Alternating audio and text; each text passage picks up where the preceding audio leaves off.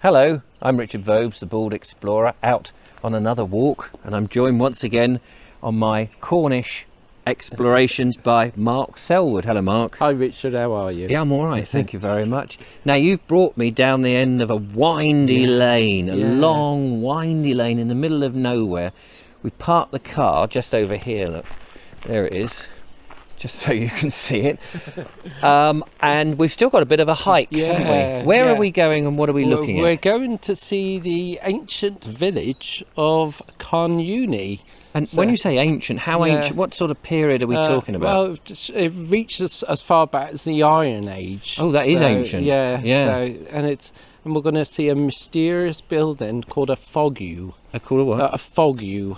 A fogou. F-O-G-U-E. A fogou. A fogou. And what it was used for, nobody knows. Whether it was for storage or prayer. No, nobody knows, but we're gonna explore it. So. Great. Well, let's. There's a sign here which gives us a couple of routes, doesn't it? Too. There's a green route or a red route, and I notice over here there's a stone with Carn Euny written on it, with both routes. The green route. Am I right in thinking that's the most direct one? Yeah, I believe the green route. Yeah, it's the most direct. Shall we do that then? Yeah, it goes over farmland. Good. So. Let's go.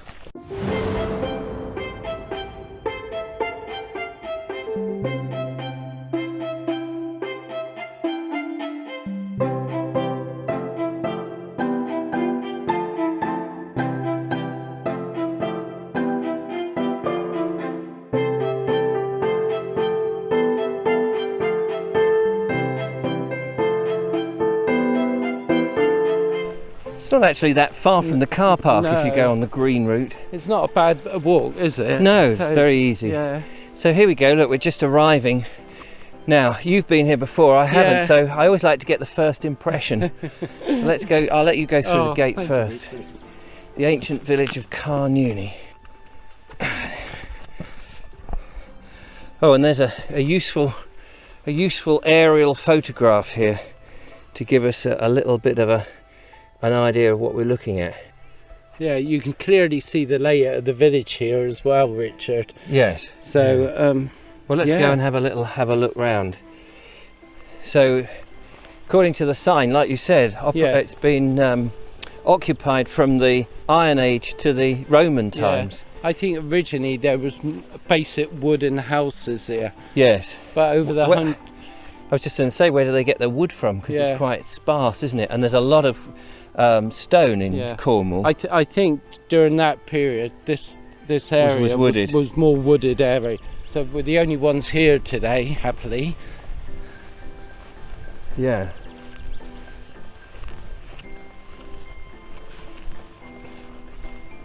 So you can see the basic layout of each dwelling here as well. So one can only imagine what each dwelling was used for, and who lived here. What were their thoughts? Obviously, they were just trying to feed themselves, trying to find their next meal.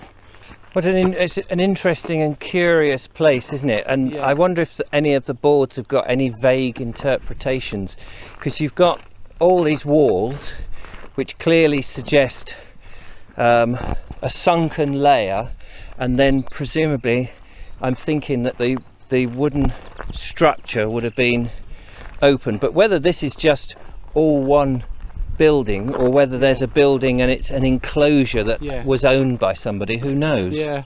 So Bob, you wonder why this has lasted here. There must have been other villages like this. Why this one is?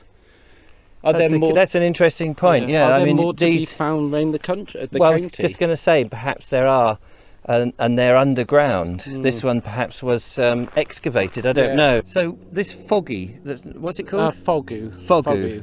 I think, is that over there? Yeah. Shall we go and have a look? Go on, you lead the way. I'm by no means an expert on the ancient world. Well, so I've never heard of one of these things.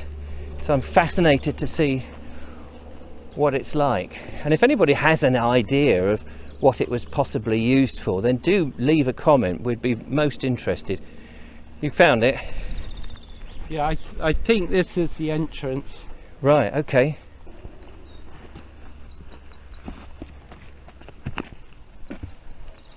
And we can get through, can we? Yeah, we can walk through here. There we go. Oh, this is like, it's like an old tomb, isn't it? Yeah, it is. Did you want to go first, Richard? Oh, right, okay. Don't leave me in there, will you? Let's go.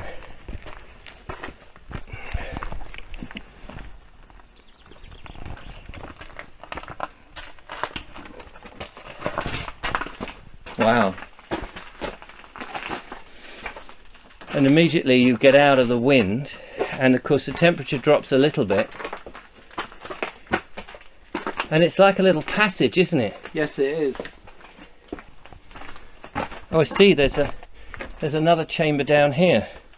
You go first this time. Mind your head. There's a little bit of water on the ground here. And then there's light coming in just up there from the roof. So you think this is a storage chamber? Yeah, nobody really knows what it was used for. So Yeah.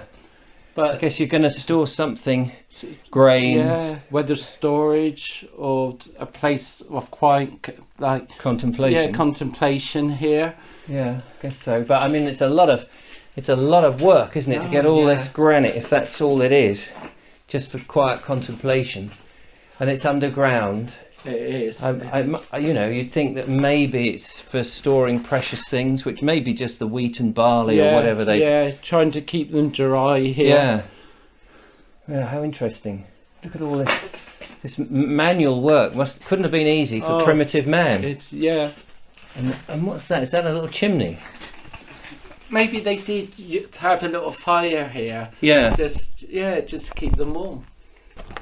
Well, that's really fascinating, Mark, isn't it? It is, isn't it? It's just very interesting, and it's the fact that it's still here. Yeah. After the amount of time. Yeah. And so much of it is intact. This is a place of peace now, isn't it, Mark? Yes, it is. It is such a peaceful place. Oh, you found a good spot there, haven't you? Taking the sun, the Cornish sun. Yes. You can imagine that people would come here just to have a bit of quiet contemplation now. Yeah, like what we're doing. Exactly. And yet it would have been a busy house. Yeah. But what I love really is all this nature that now has enveloped the granite stone. Yeah. What sort of things have we got here? Well, we've got foxgloves there. Yeah, haven't we? And we've got the lovely ferns, all sorts of different grasses. And I bet this is a habitat for all sorts of insects and little mammals and things. Yeah, certainly. It's got to be. Now, you've come here a few times. Do you think many people know this place? Certainly not. It's not a tourist trap, is it? No, it isn't. So, no, you don't get many people here. Yeah. So, I've only heard about it in the last couple of years. Really? Yeah. And you're a Cornish man, born and bred, aren't you? But this apparently one of the most important archaeological sites in Cornwall. Is it really? Yeah.